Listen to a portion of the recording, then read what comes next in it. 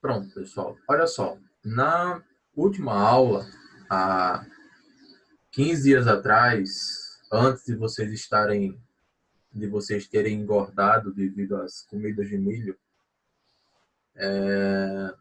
nós começamos aí o assunto sobre o reino plant. Nós começamos a parte botânica, conversamos sobre plantas, tá?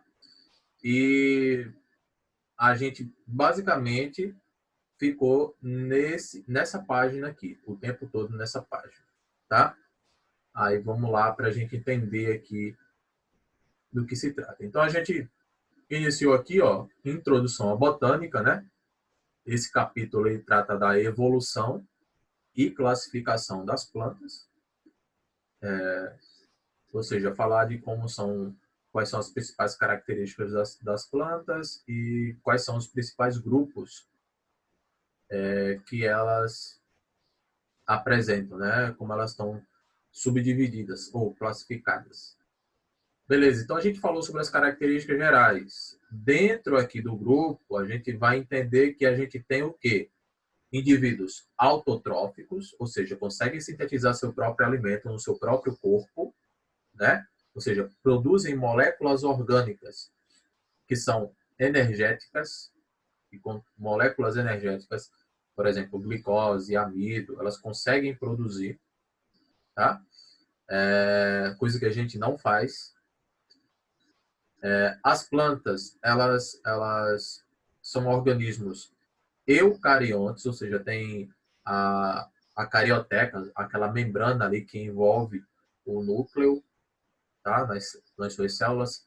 Tem parede celular de celulose. Ao redor da membrana plasmática, você tem uma parede celular que é formada de celulose, que é um açúcar, é um polissacarídeo, ou seja, um açúcar complexo. Esse, esse, esse material, a celulose, ela dá resistência à planta, ela permite que o organismo ele consiga ganhar um porte elevado, mesmo sem ter esqueleto, tá? É o caso de uma sequoia, um pinheiro, né? Que ele consegue chegar a um porte elevado, 50, 100 metros de altura, e não tem esqueleto, mas o organismo ele é rígido, né? O material rígido, a celulose é isso. Ela dá esse aspecto, a gente chama de lenhoso, um aspecto lenhoso, que é justamente essa característica,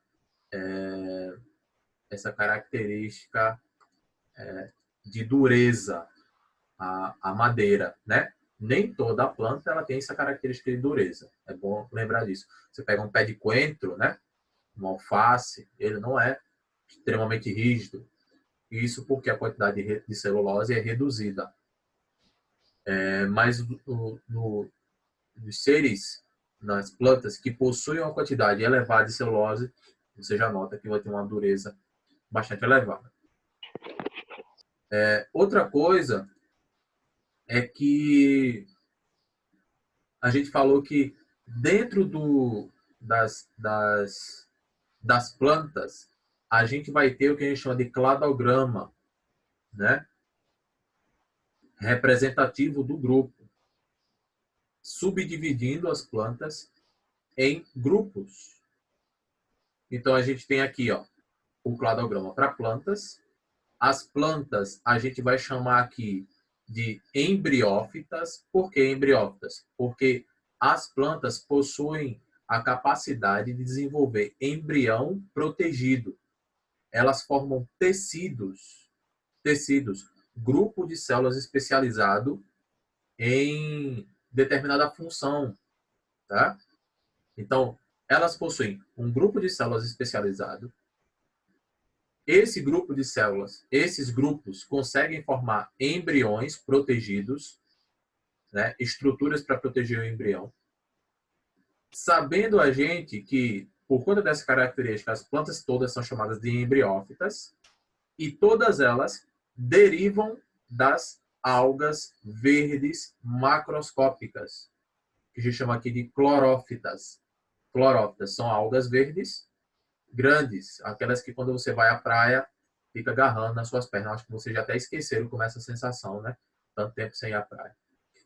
Mas, enfim, são as algas verdes ancestrais. Deram origem a todos os grupos de plantas que a gente tem hoje. Vamos lá. Primeira característica que surgiu aqui foi essa característica de produzir tecidos, de produzir um embrião protegido, dando origem ao primeiro grupo de plantas.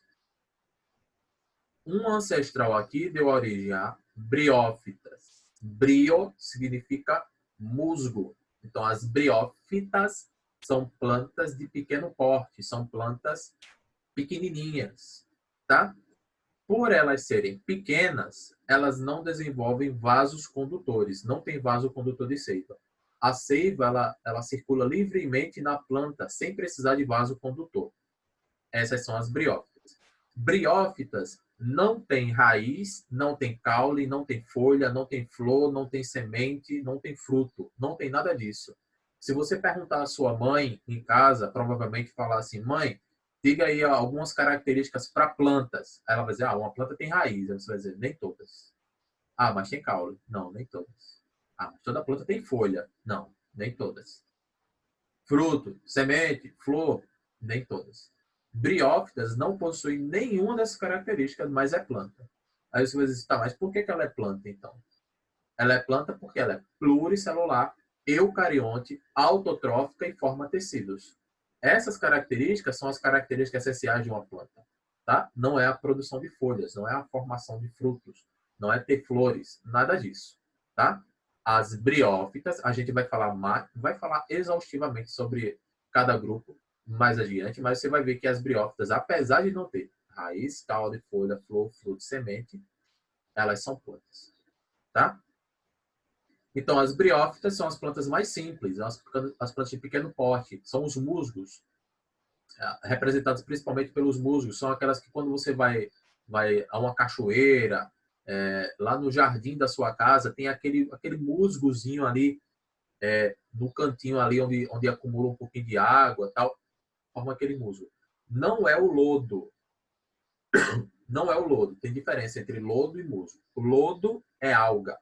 Lodo é aquilo melequento, gelatinoso, verde, gelatinoso, tá? Que escorrega. Você pisou, escorrega. As briófitas, os musgos, é aquele material que parece um veludo, parece um monte de pelinho verde nas rochas, no tronco da árvore, sabe? Aquele, como se fossem uns pelinhos. Aquilo dali é o que a gente chama de musgo, beleza? São as briófitas. Briófitas, imagina um monte de briófitas vivendo todas juntas, umas das outras, um monte assim, ó, vivendo um monte juntas, umas das outras. Quem é que vai ter mais vantagem? Você pega esse exemplo que está aí, ó. Quem é que vai ter mais vantagem entre essas? Quem é que vai se desenvolver mais? É aquela que está mais alta. Por quê? Ela consegue absorver mais luz, faz mais fotossíntese e se desenvolve mais. Então, imagina que você tem um monte de briófitas todas juntas e aquelas de maior porte, elas se desenvolvem mais. Porque se reproduzem mais também. Isso quer dizer que as plantas de grande porte, quando elas foram se desenvolvendo, elas também, com essa característica de crescimento, elas necessitaram do desenvolvimento também de estruturas para que a seiva circulasse corretamente entre elas. Porque você pense uma planta de 1 metro, a seiva e da raiz até a folha mais alta, ela precisa de algum sistema para levar essa seiva. O sistema é vasos de condução. Briófitas não possuem vasos de condução, mas à medida da necessidade, aquelas que já tinham uma ou outra estrutura de condução melhorada foram se reproduzindo mais e dando origem a plantas mais desenvolvidas, que são aquelas que têm vaso de condução de seiva, tá? Que são as pteridófitas. Pteridófitas são plantas de maior porte. Aqui a gente tem uma samambaia, tá? Uma planta de maior porte. Inclusive pode ter plantas de grande porte dentro das pteridófitas, que é o caso do samambaiaçu, uma planta que ela chega a 6 a 9 metros de altura. Planta de grande porte, né? Médio e grande porte.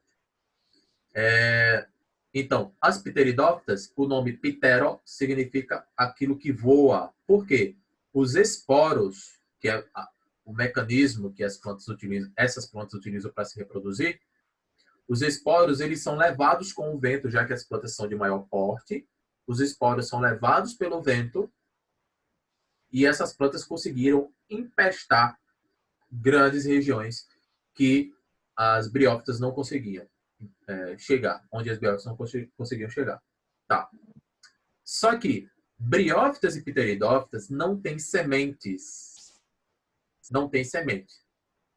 E a fecundação ela acontece dependendo da água, porque o gameta masculino, ele nada, ele tem flagelo, igual o espermatozoide. Ele tem flagelo e o espermatozoide, o gameta masculino, que na verdade é chamado de anterozoide, o anterozoide, para encontrar a oosfera, que é o gameta feminino, precisa que tenha água. Então, briófitas e pteridófitas dependem da água para fecundação. Beleza? Depende da água. Não tiver água, não tem fecundação. Acabou a água, a briófita desaparece, pteridófita seca, fica feia, acabou-se tudo. Elas dependem da água para fecundação. Ok. Quando é que melhorou as coisas? Quando é que melhorou? Quando surgiu sementes. A partir de sementes, nós temos dois grupos aqui surgindo. Gimnospermas e angiospermas. Gimnospermas, gimno significa semente nua. Gimnosperma significa semente nua. Tá? Gimno, nua. Esperma significa semente. Então, as gimnospermas são representadas por que grupo? São representadas pelos pinheiros, tá? A araucária, o pinheiro europeu, né? Aquele que faz a árvore de Natal, são exemplos de gimnospermas. Não tem fruto. Tem semente, mas não tem fruto. Ok? A gente vai falar delas mais para frente. Então, as gimnospermas, esse grupo de organismo aqui, que tem semente, mas não tem fruto. Enquanto que as angiospermas, angio significa semente resguardada, algo do tipo angio, etimologia. Eu posso dizer, tá. Angio significa vaso, cápsula, alguma coisa do tipo, tá? Aquilo que reveste, escondido, semente escondida seria. Então, as angiospermas são um grupo de plantas que possuem flores verdadeiras e frutos, tá? Então, na sequência, eu tenho as algas verdes dando origem a briófitas, pteridófitas e gimnospermas e angiospermas. Esses dois grupos aqui, briófitas e pteridófitas, formam o que a gente chama de criptógamas, tá? Cripto significa urna, tá? Os esporos são guardados dentro de urnas, essas cápsulazinhas aqui que você está vendo, ó, tá? Que as pteridófitas têm também, um pouquinho diferente, mas tem também, armazenou o esporo, que é por onde essas plantas se reproduzem, são chamadas de criptógamas. E essas plantas aqui, ó, gimnospermas e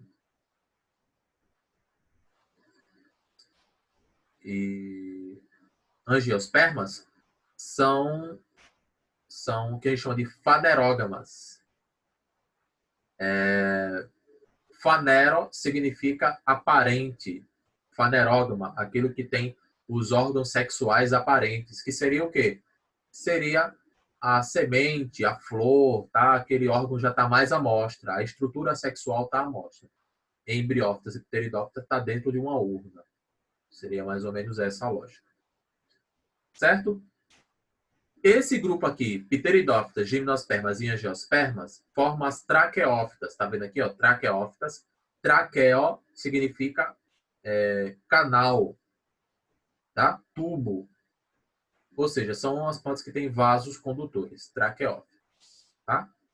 Espermatófitas são as que formam sementes. Ok? Então aqui eu tenho um grupo de plantas, o cladograma com os principais grupos de plantas. Pessoal, se você conseguir, tá, essa explicação que eu dei aqui do começo da aula até agora, se você conseguir explicar isso daqui para seu irmão, para sua mãe, seu pai, tio, alguém, amigo, primo, sei lá. Se você conseguir explicar isso daqui, já está valendo aí, sei lá, um percentual bastante significativo do assunto, tá? De tudo, todo o assunto de planta que você vai carregar lá para o terceiro ano, que você vai carregar para o dia que você estiver fazendo a prova do Enem. Por quê? Porque isso é a base de tudo para plantas, tá?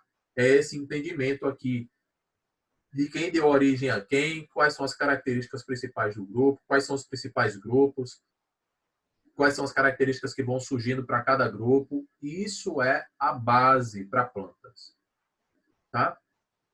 Especialmente para esse nosso capítulo aqui, que é uma partezinha de plantas. A gente vai falar muito de planta ainda daqui para frente, tá? Mas essa parte aqui é a parte mais significativa, tá?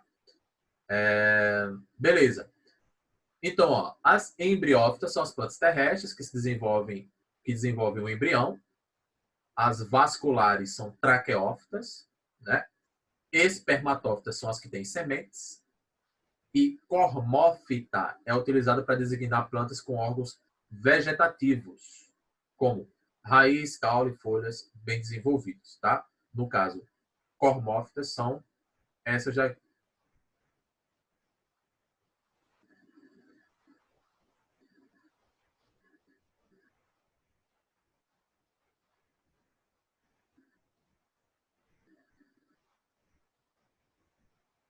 Entendi. Bem desenvolvidos. Então, essas plantas e tudo que a gente está vendo aqui são cormófitas, apesar das briófitas não ter raiz, caule e folha, tá? Mas elas têm estruturas semelhantes, que são rizóide, caulóide e filóides, tá? Vamos lá. Quais são as adaptações evolutivas que a gente vai encontrar dentro das plantas, dentro do grupo aqui? Primeiro, vamos lá.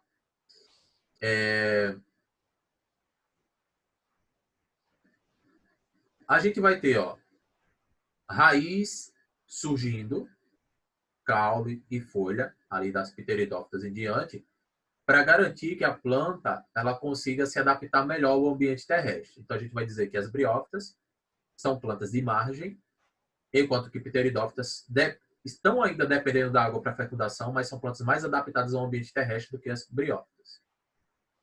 A adaptação ela veio completamente depois da raiz, mas principalmente depois de sementes e tubo polínico, o grão de pólen. O pólen, ele carrega o gameta masculino. Então a planta ela se reproduz, gimnosperma e angiosperma se reproduz através do pólen, sem precisar da água para que isso aconteça. E isso foi o grande acontecimento para as plantas, tá? O aparecimento das sementes e do tubo polínico, do grão de pólen, tá? Então, o transporte de seiva veio aparecer o vaso condutor, sustentação das partes aéreas. Veio aqui o colênquima e esclerênquima, que a gente vai conversar disso daqui mais para frente, quando a gente estiver vendo tecidos vegetais. Os tecidos, a histologia vegetal é diferente da histologia animal, enquanto que no tecido animal a gente tem tecido epitelial, conjuntivo, cartilaginoso, né? Sei lá, nervoso. Para as plantas, a gente tem tecido meristemático, colênquima, esclerênquima, tecido adulto de sustentação, tecido adulto de transporte, xilema, floema. Tem esse tipo de estrutura, você vai ter um tipo de estudo diferente para poder compreender essas estruturas. Outra coisa é que, para transpiração, aí você vai ter uma estruturazinha aqui, chamada de estômato. A gente já conversou sobre isso. É essa estrutura. Eu tenho uma célula vegetal aqui, outra célula, outra. Aí eu tenho uma estrutura específica formada por duas células vegetais aqui. Eu tenho um estômago. Aqui tem uma célula e aqui do outro lado outra célula. E no meio uma abertura. Essa abertura é chamada de ostíolo. E as células laterais são chamadas de células guarda. Isso aqui tudo é um estômago. Para que serve o estômago? Ele controla a perda excessiva de água e a captação de gás carbônico, tá? Para que a planta possa ter fazer sua fotossíntese. Então, o estômago é uma estrutura que auxilia a transpiração, auxilia nos processos de eliminação de água, tá? E a absorção de água pela raiz também é auxiliada pelos estômagos. Os estômagos ficam nas folhas ou no caule, tá? Não fica na raiz. Mas se o estômago está aberto, a planta está perdendo muita água, ela termina que absorve muita água pela raiz também. Então, o estômago ele é uma estrutura que tem relação com a absorção de água também, tá? A dependência da água para a reprodução, a gente já falou ainda agora que o grão de pólen e as sementes foram essenciais para que elas não dependessem mais da água para a reprodução. Isso em quê? Gimnospermas e angiospermas. Outra coisa que a gente vai falar aqui, que é o fator mais significativo, a gente vai fechar aqui a aula de hoje com essa explicação, é a questão da alternância de gerações. Um ciclo que a gente chama aqui de ciclo haplodiplobiôntico. Isso a gente já falou sobre. Ciclo haplodiplobiôntico. Tá? Coloquei aqui no bate-papo. Ou ciclo haplodiplobiôntico ou ciclo haplodiplobionte. O que é que seria isso? É um ciclo de vida onde a planta ou outro organismo, tem animais que são assim também, onde o organismo ele tem uma parte da sua vida células haploides e em outra parte a produção de células diploides. Tá? Então são períodos distintos, uma fase haploide, uma fase diploide, uma fase haploide, outra fase diploide. Tá? Daí a gente vai chamar as estruturas haploide e diploide de nomes específicos. A estrutura haploide é chamada de gametófito e a estrutura diploide é chamada de esporófito. Então você tem gametófito e esporófito. Gametófito N, esporófito 2N. Ok. Como é que vai ser esse ciclo? Aí vamos lá. Ó. Isso aqui tá meio esquisito.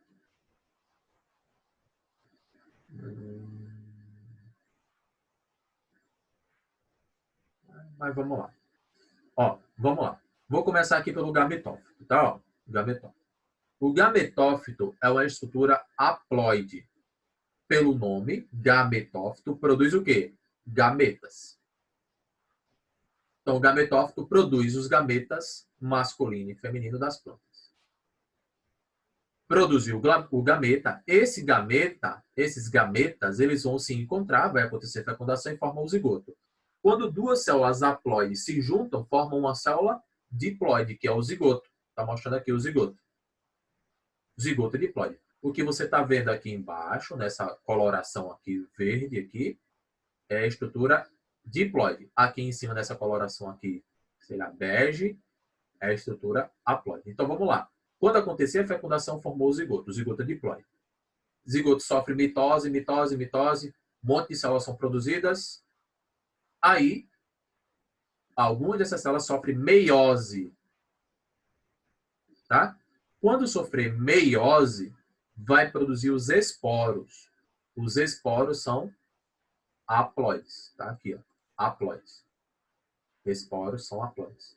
Esses esporos caem no chão, germinam, por mitose e formam o gametófito. Ok? Esse gametófito forma os gametas se juntam na fecundação, formam o zigoto, diploide. Sofre mitose e forma o esporófito. Está entendendo o ciclo? Uma fase haploide, outra fase diploide. Qual é a diferença, a grande diferença entre nós, entre o nosso ciclo e o ciclo para as plantas? É que a meiose, você pode anotar isso, tá?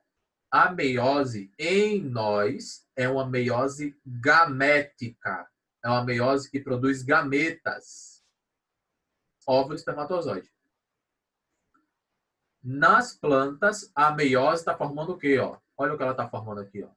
Formando esporos. Nas plantas, a meiose é a meiose espórica. Beleza? Então, a meiose espórica forma o esporo cai no chão, germina, forma o gametófito.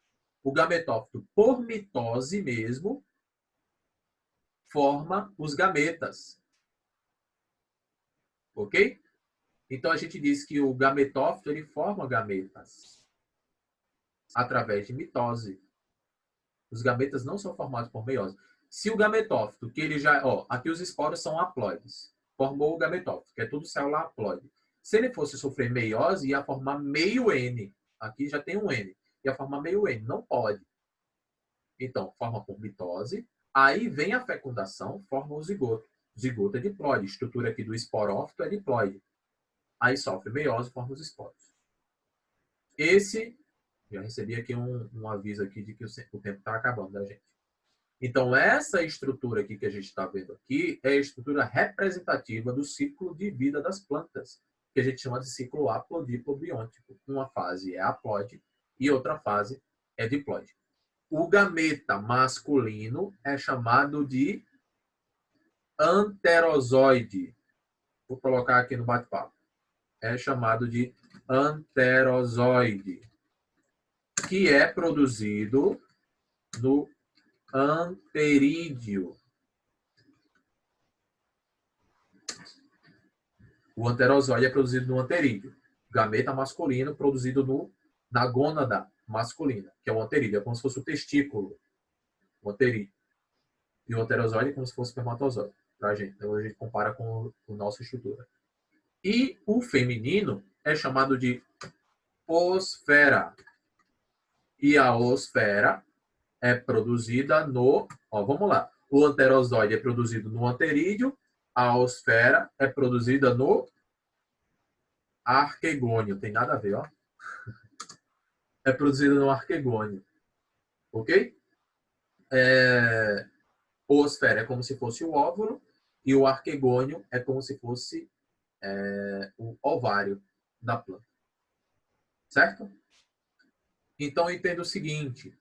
As plantas, elas necessitam de estruturas, necessitam de mecanismos de ciclos de vida, né? Que a gente precisa compreender para compreender o reino como um todo. Como é que é a classificação? Aí a classificação a gente já viu aqui, ó. Briófitas, do grego brion significa musgo, fito, planta. Briófitas, plantas simples, avasculares, de pequeno porte, sem semente, sem caule, sem raiz, sem folha, sem fruto, enfim. Pteridófitas. Pteris não significa feto, não, tá? Ptero significa... Tá errado isso aqui. Mas, enfim.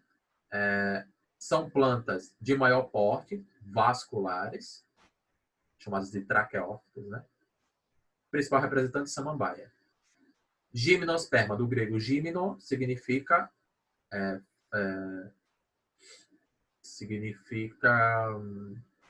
semente nua, tá? Gimnosperma, semente nua, tá? Elas formam essa estrutura aqui, ó. Isso aqui é chamado de estróbilo. Não forma fruto. Aí daqui vão se formar.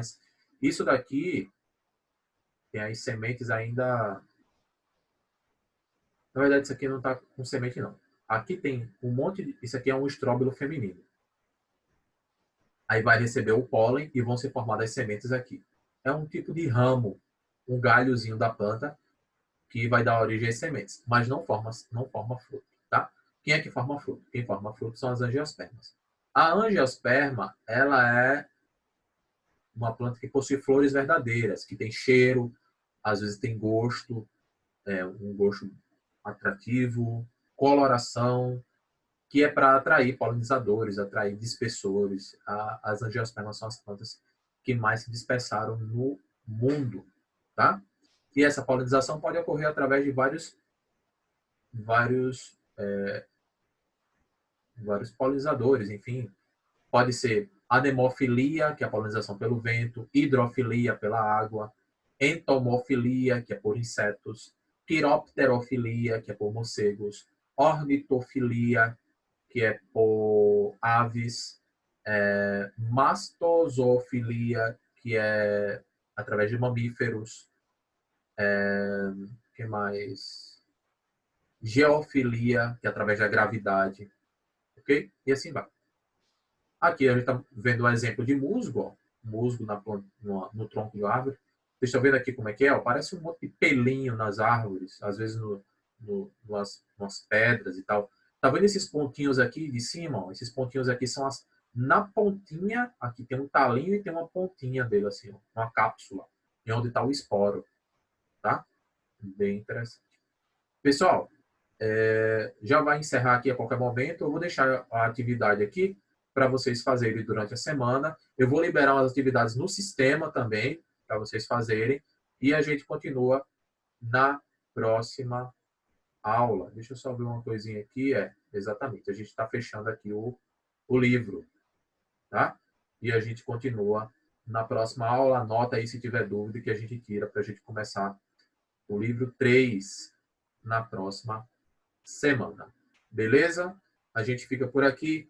Até a próxima. Valeu. Tchau, professor. Tchau, tchau.